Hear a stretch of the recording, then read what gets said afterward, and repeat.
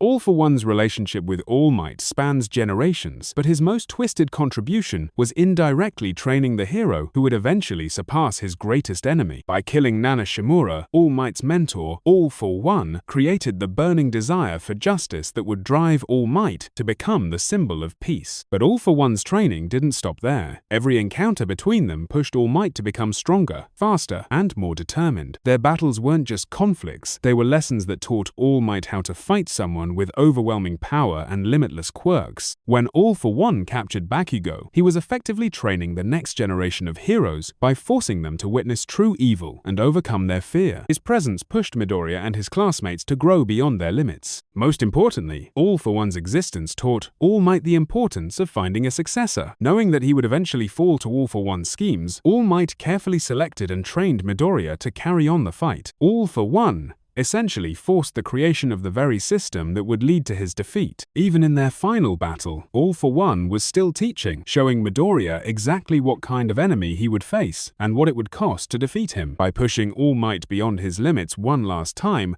All for One ensured that Midoriya would be ready for the challenges ahead. Sasuke Eizen spent over a century orchestrating events that would create the perfect opponent to challenge his evolved form. His manipulation of Ichigo's entire life, from his parents' meeting to his encounters with Hollows, was designed to forge a hybrid being capable of transcending normal spiritual limitations. Aizen arranged for Isshin to meet Misaki, ensuring that Ichigo would be born with both Soul Reaper and Quincy heritage. He then manipulated events so that Ichigo would encounter his hollow powers at precisely the right moments to achieve perfect balance between all his abilities. Every major battle Ichigo fought was indirectly guided by Aizen's influence. The conflicts with other Soul Reapers, the rescue mission in Weko Mundo, even the encounters with other Arankars, all served to push Ichigo's development in the direction Aizen needed. When Aizen finally revealed his true power after fusing with the Hogyoku, he had created an opponent who was uniquely suited to challenge him. Ichigo's ability to fight at a transcendent level was exactly what Aizen had been cultivating through years of careful manipulation. The irony is that Aizen's desire for a worthy opponent ultimately led to his defeat. By training Ichigo to be capable of transcendent battle, he created someone who could reach the same level of evolution and surpass it through bonds and determination that Aizen had deliberately severed in himself.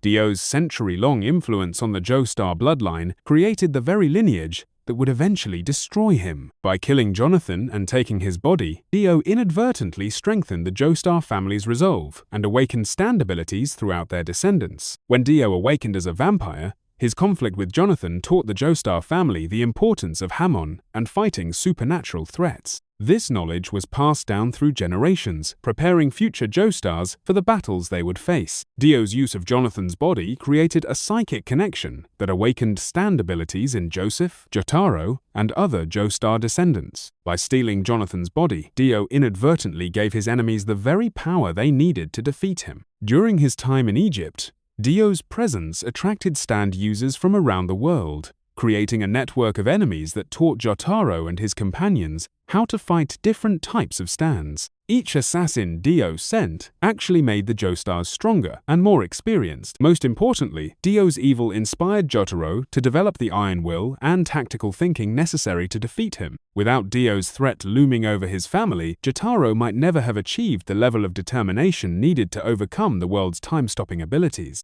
Frieza's role in Goku's development began long before they ever met. By destroying planet Vegeta and the Saiyan race, Frieza unknowingly created the conditions that would allow Goku to grow up on Earth with a pure heart while retaining his Saiyan fighting instincts. When Frieza's forces killed Vegeta's father and scattered the remaining Saiyans, they ensured that Goku would face increasingly powerful opponents who would push him to achieve new transformations. Without Frieza's actions, Goku might never have encountered Vegeta or learned about his heritage. On Namek, Frieza's overwhelming power forced Goku to achieve Super Saiyan transformation for the first time. The rage and desperation that unlocked this legendary form came directly from watching Frieza kill Krillin and threaten everything Goku cared about. Even after their first battle, Frieza's return as Mecha Frieza served to demonstrate Trunks' power and establish the threat of the androids. Frieza's continued existence pushed the Z fighters to train harder and achieve new levels of strength. Throughout the series, the memory of fighting Frieza continued to motivate Goku's training. Every new transformation and technique was developed with the understanding that enemies like Frieza existed, requiring constant improvement and dedication to protect others.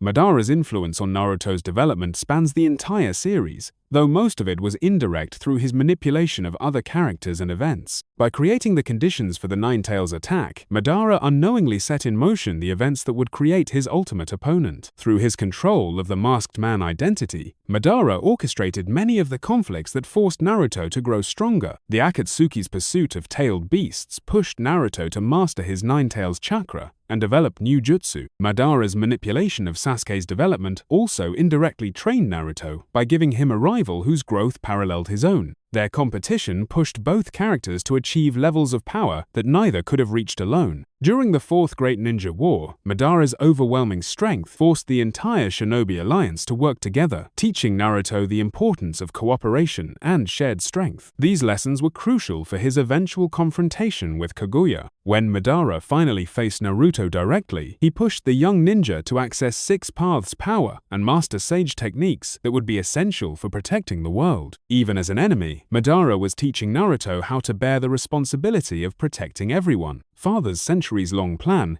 inadvertently created the perfect opponents to counter his godlike abilities. By spreading alchemical knowledge throughout Amestris and setting up the circumstances for his human sacrifices, Father trained an entire generation of alchemists who would understand his weaknesses. The Elric brothers' journey was shaped by Father's influence from the beginning. Their failed human transmutation and subsequent search for the Philosopher's Stone taught them the true nature of alchemy and the principles that Father had abandoned. Father's homunculi served as training opponents who taught Edward, Alphonse, and their allies how to fight beings with overwhelming power and seemingly impossible abilities. Each encounter with a homunculus prepared them for the final battle. By requiring human sacrifices who had seen the truth, Father ensured that his opponents would have deep understanding of alchemical principles and the ability to perform transmutation without circles. This knowledge proved crucial in countering his attacks. Most importantly, Father's plan taught the heroes the value of human bonds and equivalent exchange, the very principles that Father had rejected in his pursuit of godhood. Their strength came from the connections he had severed in himself. Muzan's creation of demons inadvertently led to the development of the Demon Slayer core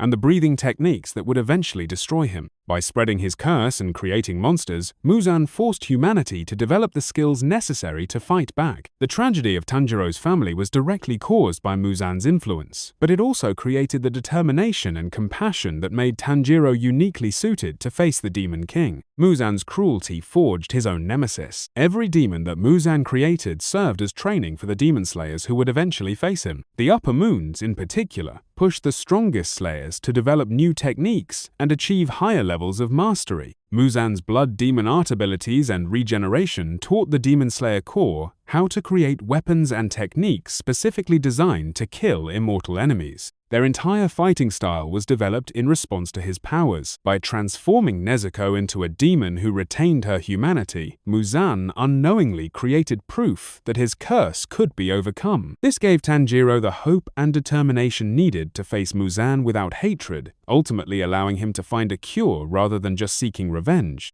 Light's reign as Kira indirectly trained L, and the investigation team and methods needed to catch him, but more importantly, his actions taught them about the corrupting nature of absolute power and the importance of justice systems. By using the Death Note to kill criminals, Light demonstrated both the appeal and the danger of vigilante justice. His methods forced L to develop new investigative techniques and push the boundaries of what law enforcement could ethically do. Light's psychological manipulation and strategic thinking elevated the entire conflict to a level where both sides had to become more intelligent and creative. Every move Light made taught his opponents how to think like him while maintaining their moral principles. The way Light gradually abandoned his ideals and became consumed by power served as a crucial lesson for Nier and Mello about the dangers of pursuing justice without restraint or accountability. Most importantly, Light's downfall came from the very pride and arrogance that his power had cultivated. By showing his opponents exactly how someone could be corrupted by the Death Note's power, he taught them how to avoid making the same mistakes. Cell's entire existence was designed to be the perfect opponent for the Z-Fighters, incorporating the fighting techniques and abilities of their greatest warriors. By absorbing the data from Goku, Vegeta, Piccolo, and others, Cell became a living training manual. During the Cell Games, Cell deliberately held back his full power to force his opponents to grow stronger. His patient approach to the tournament gave Gohan time to develop the rage and power needed to surpass Cell's perfect form. Cell's regeneration ability and multiple forms taught the Z fighters that victory required complete destruction rather than just overwhelming force. This lesson proved crucial for future battles against enemies with similar abilities. By absorbing the androids and achieving his perfect form, Cell demonstrated the importance of preventing enemies from reaching their full potential. This strategic thinking influenced how the Z fighters approached future threats. Most importantly, Cell's defeat came not from raw power, but from Gohan's hidden strength being unlocked through proper motivation and support from his allies. Cell inadvertently taught the Z fighters that their greatest weapon was their bonds with each other. Gohan's psychological manipulation and systematic destruction of people's lives forced Dr. Tenma to develop the mental strength and moral clarity needed to face pure evil without being corrupted by it. Throughout the series, Gohan's actions served as horrific lessons about human nature and the potential for evil that exists within everyone. By forcing Tenma to confront these dark truths, Gohan prepared him for their final encounter. Gohan's ability to manipulate others and create chaos taught Tenma and the other characters how to recognize and resist psychological manipulation. Each of Gohan's schemes revealed new aspects of his methods. By targeting people connected to Tenma, Gohan forced the Doctor to take responsibility for his actions and develop the resolve needed to stop Gohan permanently. The guilt and determination this created were essential for their final confrontation. Most importantly, Gohan's nihilistic worldview and attempt to prove that humans are fundamentally evil actually strengthened Tenma's belief in human goodness. By showing Tenma the worst of humanity, Gohan inadvertently reinforced his opponent's greatest strength. Griffith's leadership of the Band of the Hawk taught Guts everything he knew about combat, strategy, and the bonds between warriors. Even after his betrayal, the skills Griffith had taught continued to serve Guts in his quest for revenge. During their time together, Griffith deliberately pushed Guts to become stronger by giving him increasingly difficult challenges and responsibilities. This training was crucial for Guts' survival after the eclipse. Griffith's manipulation and eventual transformation into Femto taught Guts about the true nature of ambition and the cost of pursuing power at any expense. These lessons helped Guts avoid making similar choices. By orchestrating the eclipse and forcing Guts to witness the band's sacrifice, Griffith inadvertently created an opponent who understood his methods and motivations completely. This knowledge was essential for their future confrontations. Most importantly, Griffith's betrayal taught Guts the value of protecting others rather than just seeking strength for its own sake. The bonds Guts formed after leaving Griffith's influence became his greatest source of power. Kaguya's influence on the ninja world began with her introduction of chakra to humanity, inadvertently giving them the tools they would eventually use to defeat her. By sharing her power, she created the possibility of her own downfall. Through her sons, Hagoromo and Hamura, Kaguya's chakra was passed down through generations, eventually reaching Naruto and Sasuke. The very bloodlines she created would produce the reincarnations capable of sealing her. Kaguya's fear of the other Otsutsuki clan members led her to create the White Setsu army, but this also required her to manipulate events that would strengthen humanity's defenders. Her paranoia created her own opposition. By splitting her power and consciousness into the nine-tailed beasts, Kaguya inadvertently ensured that someone like Naruto could eventually master all forms of chakra and achieve Six Paths power. Most importantly, Kaguya's resurrection was only possible because of the conflicts and growth that her influence had created. The very strength that allowed Madara to summon her also created the heroes capable of stopping her.